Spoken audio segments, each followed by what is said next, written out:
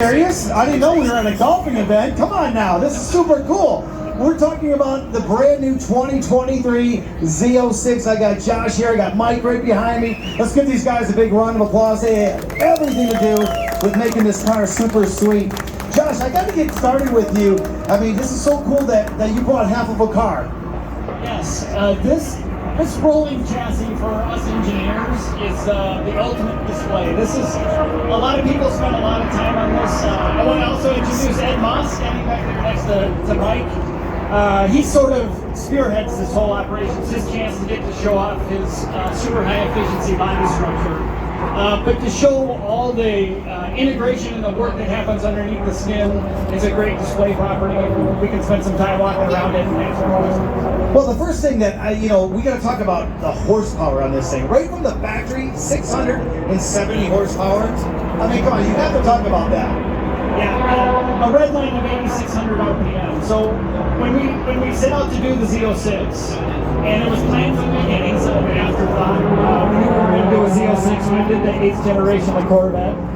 We wanted to get back to our roots, to get back to our naturally aspirated roots, to be sort of an all-in visceral kind of an experience that you can't always get with a supercharged engine. So we knew we wanted to do it, but it had to make more power. The outgoing, the LT4 in the previous generation, Z06 made 650 horsepower. Well, how do you make more than 650 horsepower with a naturally aspirated engine? And the answer to that is spin it fast and get a bunch of air through it. Air and fuel make power, and that's the impetus behind the LT6. It's got a flat plane crankshaft, titanium connecting rods, large bore, short stroke, dual overhead cam, mechanical finger follower, so there's no hydraulics in the valve train. Nothing that adds undue mass or compliance in there, and that allows that engine to spin so fast and get there so quickly. Now, a big question that came up the last couple of days is keeping this engine cool. Now, I'm not the smartest guy in the world, but I see a radiator here, a radiator over here, a radiator back here, and what's on the other side? That's 4, plus the one in the middle. Can you talk about the cooling system? That's right, so lots of power, also generates a lot of heat. We got to reject that heat. And on the Z06, we've done quite a bit to help in that. First of all, the wider body work, so you can see just the aggressive stance of the Z06. We didn't make the car wider just to make it wider. We made it wider to cover the large tires and wheels. Well, in so doing, we can make the front openings larger for that air to go through the heat exchanger. So we're getting 20% more air through the corner heat exchangers. We added a center radiator. All these radiators work together. You can think of them like one giant radiator. They're tied together with these pipes we affectionately refer to as the longhorn. That sends cold coolant back to the engine and cools the blocking heads in a traditional way. Some of that coolant, before it goes into the water pump in the engine, tees off to each side on these corner radiators. So the side radiators on the Stingray, we've got one of them on the Z51. The Z06 has 2 of them. So we use those side radiators to step down the coolant and help cool the transmission oil and the engine oil. It's very important when you're spinning an engine at 8,600 RPM that the lubrication system with the engine oil, the temperatures are kept in check, as well as the transmission. We have a dual clutch transmission, similar to what's in the Stingray, but a little bit of upgrades. We've got an extra clutch in the odd shaft clutch pack, so it's a 6-6 clutch now instead of a 5-6 clutch, a little more capacity. Those are bathed in oil. They're a wet clutch system. Part of the reason for doing that is to keep those clutches at consistent temperature so that the friction consistency stays relatively constant. So it's very important to keep those lubricants and all the temperatures as cool as possible. And making the body wide just takes all of these openings and exaggerates them. The door, for example, is the same as the Stingray. It's the carryover Stingray, yet the car is 3.6 inches wider. So those openings have to be wider. Now, if you're going to have all that go, you got to have that whoa. Let's talk about the braking. I mean, I'm looking at these brakes, and it's like half of the caliper. Those calipers are as big as my pizza last night. They're big. My first car had 14-inch wheels. These front caliper, or the front brake rotors are 15.7 inches, largest carbon ceramic brakes we've ever done. We've got 6-piston monoblock front and a 4-piston rear. They're all business. They're available G57 brakes, we call them. The standard iron brake package is very, very capable brake package, but for those that want to step up and reduce months from mass and go for a real performance brake package, G57 is the ultimate. Now I have to ask, a man that's been around this vehicle since the beginning, what is your favorite part about the brand new Z06? The driving experience. Unfortunately, we can't show you but to be able to drive this car, it's something, it's difficult to explain. We can't wait for people to get a chance to get in to experience it. Just the shift to the mid-engine architecture was such a revolutionary change for us. Your command view of the road, you feel like you're sitting on the kind of the tip of a missile. You got all this power behind you, but your feet are right on the front tires. You can place the car very accurately. There's no question about where the front overhang is. The car feels like it's rotating around you because your butt's really on the center of gravity. But the most important benefit of the mid-engine architecture is that weight transfer at the back. We've known for a long time on Corvette, we were kind of reaching the thresholds of performance. We kept increasing power, but it's very difficult to get all that power to the ground. And so shifting that weight to the rear of the mid-engine helped us leverage that performance aspect, and then doing something like the Z06 on this architecture. We got 13-inch wide rear tires. With all that weight back there, there's a lot of capability to get power to the ground. Driving this car is a very exhilarating experience. One other thing that I want to talk about, something that I've got to hear myself, everybody's talking about, is the sound of the car. Not only is the car beautiful, but you wanted the sound of the car to match the look of the car. Isn't that right? That's right. It was really important. First and foremost was performance, but we didn't want to sacrifice any sound quality just to make that performance. In fact, we were well into the development of the Z06, and everyone loved how the car sounded from outside. We were just taking turns driving cars by, a wide open throttle, giggling like juveniles, and really, it was really cool to hear the sound of the car. But when you were in it, there was something missing. It was like, you can tell that's behind you, but it wasn't the oral experience we wanted it to be. And so, partway through, we developed the center exit exhaust, and it's not just center exit bezel with some pipes routed through it. There was a lot of thought put into sound quality. In fact, that's the reason it was done. It also happened to reduce back pressure and reduce some weight, so there's a lot of performance advantages. But the bezels that are mounted on the lower fascia are kind of a reverse megaphone shape. So that parabolic surface on that exhaust bezel actually reflects sound back up to the driver. So you get that oral experience driving the car, the awesomeness of this 8600 LT6 engine, and that sound is real. We're talking about those services. You know, one other question came in on social media right before we did this. And is this ever going to come in a stick? No. I never say never, but almost no. So the dual clutch transmission is the ultimate performance. My wife and I are Corvette fans. We have a few of them, and they're all manual transmissions. So I love manual transmissions. There's nothing like the connected driving experience of the third pedal, the engagement it brings. But there is no way to match the performance of a dual clutch transmission. In fact, you know, as you guys should know, you can paddle shift the transmission, and it's immediate. It's not a marketing gimmick to say that. There's real immediacy in the paddles. They shift right now. You can pull both paddles. It puts the transmission in neutral. You can rev up the engine. You can let go of the paddles when you're revving up the engine, and some juvenile maneuvers if you so choose. But you still get that driving experience. But I would tell you that, especially an engine that has not only the speed capability, but the low inertia speed capability. In other words, it gets there so quickly, kind of like an F1 car, that if you were to try to manually shift the Z06, it would take a lot of practicing to not bounce the engine off the rev limiter. You have to be really quick with the paddles. And it's an example like that where the trade-off between the engaged driving experience of a manual and the ultimate performance of the DCT helped make that decision for us. We knew it's not a good business venture for to develop an all-new transmission, an all-new manual transmission in mid-engine architecture when the sales were dropping. And so we knew we were going to end up with one, and we wanted to make it the best it could be. And Josh, I want to talk about the carbon fiber rims. Now that's something you don't see on every Corvette. Talk a little bit about these, because a lot of people are walking up to me and they're saying, well, Johnny D, is this just wrap? And I'm like, absolutely not. No, it's real carbon fiber. We're not the first to the market, but it is a first for Corvette, and it happens to be the biggest, by that I mean the widest 13-inch rear wheel in carbon fiber ever done.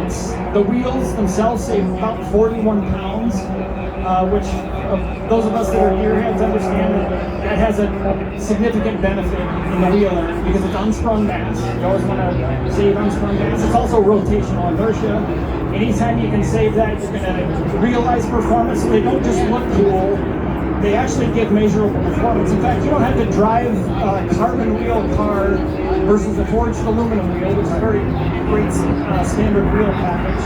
You don't have to drive the car very far, and you can notice a difference in steering response. They're just so much stiffer, you can feel it immediately in the driving experience. And on some of our road courses, we've noticed a measurable time difference. Some competitors who use carbon wheels tend to package it with other bits and pieces. For us, it's a real standalone option, so we can compare apples to apples.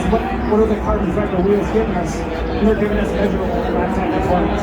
Josh, if you don't mind, you have a couple more minutes with us, right? Yes. Okay, I'm going to take some fan questions, but first, I want to talk to Mike about the inside of the car, if you don't mind. Yes. Mike, listen, I mean, everybody loves the outside of the car, but most of us spend all the time in the car.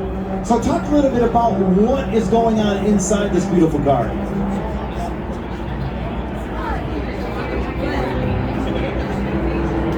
So, in model year 23, we always try to improve the car every year. And for this upcoming model year, we did a few things on the inside of the car to make it a little bit better than it is today.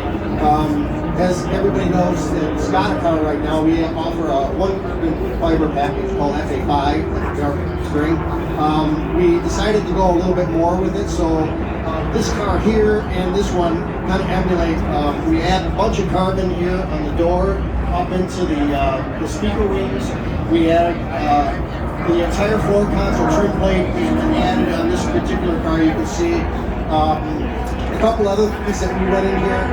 For the folks that really don't like all the chrome look, we are offering a blackout package, so all of the accents across the IP and into the door and the floor console, you can actually get that into we call it a blackout package. And then for the 3LZ on the Z06, we are introducing a new carbon steering wheel. So those are some of the key elements of trying to just keep the freshness of the interior. Because this interior that our design studio did at General Motors is just really outstanding. It's by far the farthest reach we've ever done in the interior side of the Corvette. And then I'd say the other thing is that we are introducing a adrenaline red dipped interior. It's going to be very similar to like our an all natural. So this adrenaline red is going to replace the Morello red. So that's going to be available in model year 23. So. If any of you have been to the website, the Configurator, you can go and build your own car. You can build a bunch of cars, you can save them, you can decide what you like later, but that's a great place to see the new features in the interior. You can spin it, render it real time. It's a good way to try to mix and match packages. Mike was talking about all the carbon fiber in the Z06, including the switch paddles for the transmission, for the shifter I was talking about earlier. It's just another way to make the Z06 more expressive.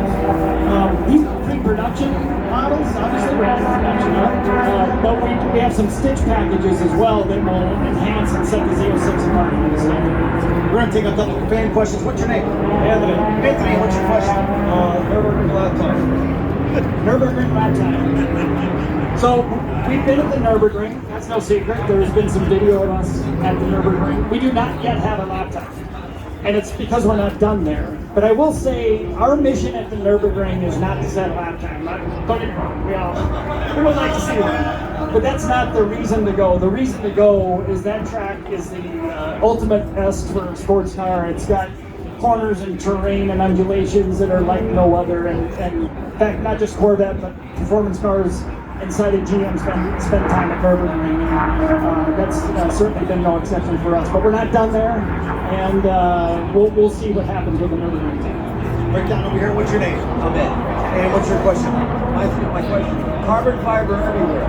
Why no carbon fiber on the Wishbone? Carbon fiber on the Wishbone, I assume you're talking about control lines.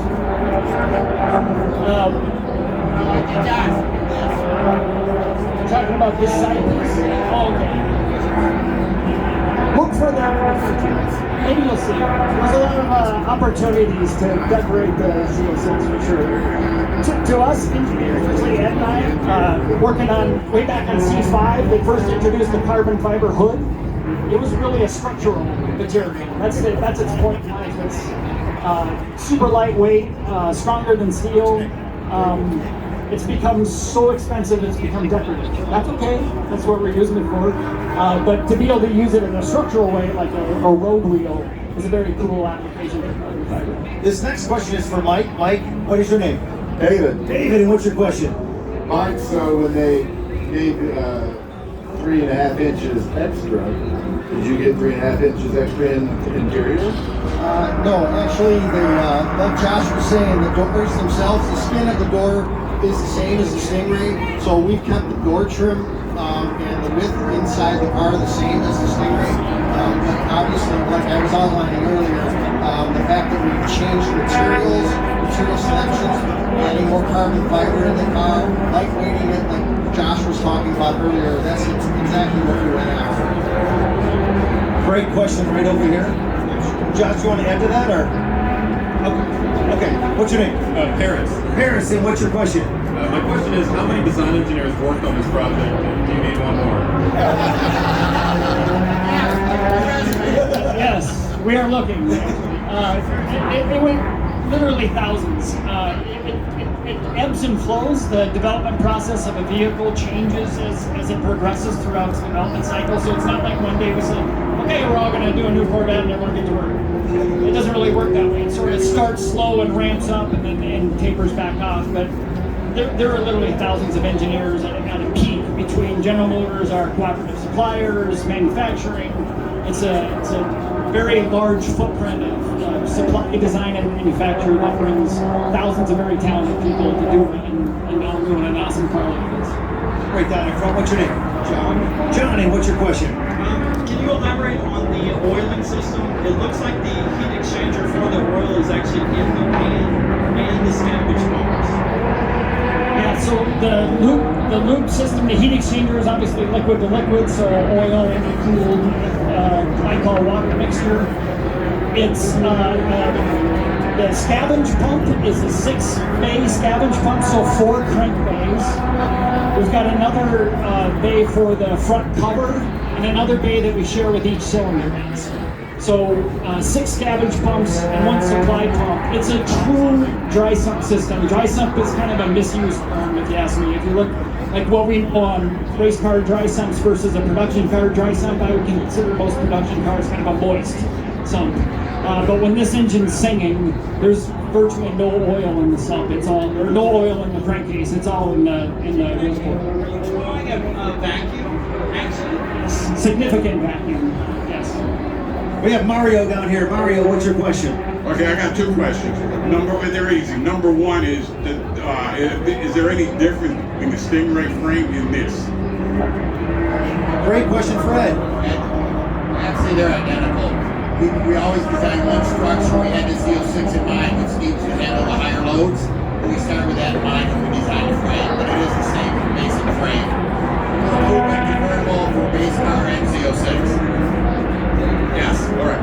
My other question is, I have a C7 Z06 and C7 Z51, and I'm following Chevrolet's, specifications for the oil, which says I should use ESP formula 0W40, and I'm looking here at the cap, and it says 5W30. Is there a reason for that? Yes, it's 550 actually, 5W50. Dexos R Spec. I wasn't sure if the cap was right, so I wasn't going off of that. But that is what we'll be using in the Z06, 8-quart capacity.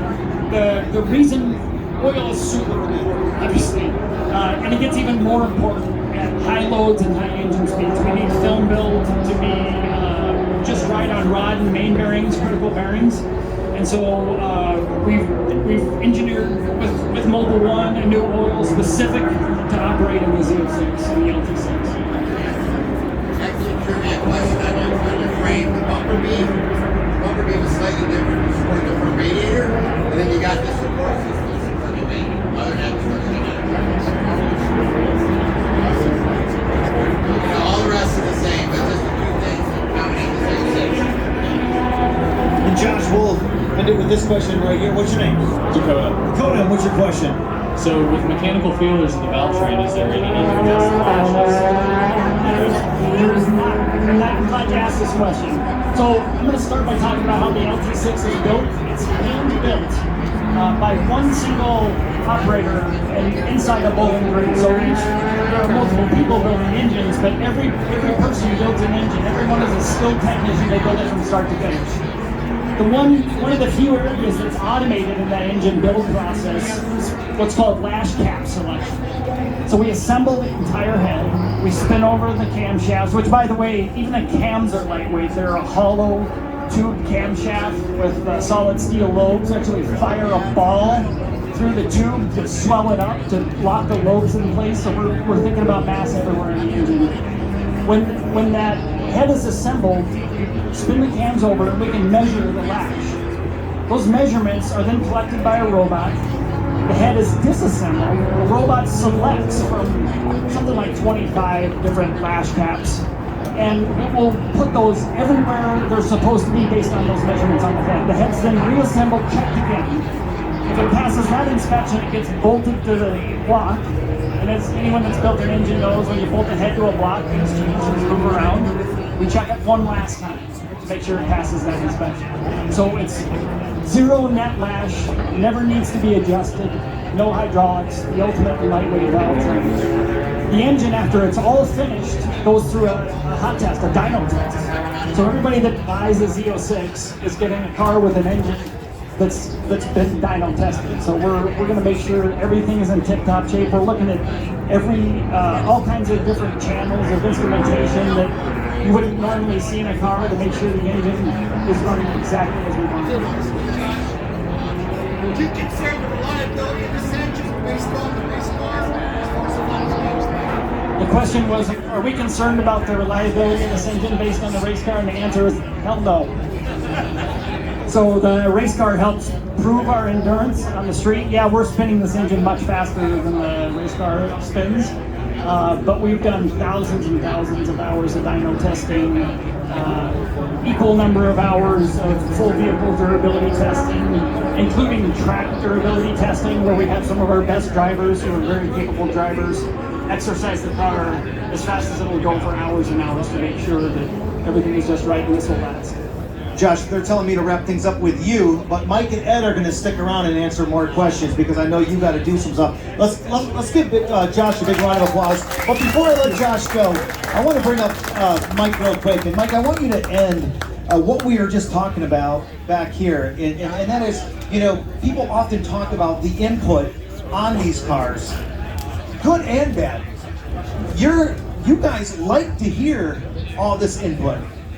Yeah, we love it. I mean, you customers are our friends, our family, and we could not do this car or any of the other ones on this mid-engine vehicle without all of the people. There you go, folks. I wanted to surprise you.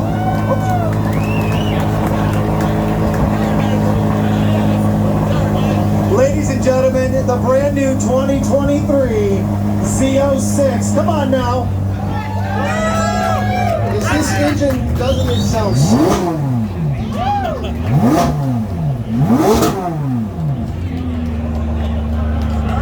Just do that one more time. Oh. How does that sound to you guys? You know, just real quick, I mean, what we were talking about is the input. You know, because fans often ask, If I send an email, if I make a phone call, do they actually listen? You know, we travel around with the race team, and we're very fortunate to have that opportunity. There's a lot of events that we support across the country, like Carlisle and the Lash at the museum. But you know, we don't just sit there and, you know, kind of hang around with you guys. We take your feedback and we write the things down. We talk about them in staff meetings. We talk about how we can apply some of these things that you'd all like to see in the future cars. That's why this car is so incredible. It's been a dream job for me, especially on the inside of the car, because I hear all of the great things you like about seat comfort and roominess and features and things like that. We couldn't do it without your feedback, because you know, you're the one buying the car, you're living it every day, and you know, we can't do that by ourselves. We need your feedback. So in the future, if you could please do that, talk to us. We're here the rest of the day. Future events, come by and say hi, and just tell us what you like. And you know what? There's stuff that you don't like. Tell us what you don't like. You know, because we're going to figure that out. All right. And Mike, just so everybody knows here, they're going to get off the microphone right now, but they are going to stay and hang out and answer any question one-on-ones with you guys. Okay, let's give these guys a big round of applause. And if you guys need to grab their attention, this is Ed, this is Mike. Okay, thanks a lot, guys.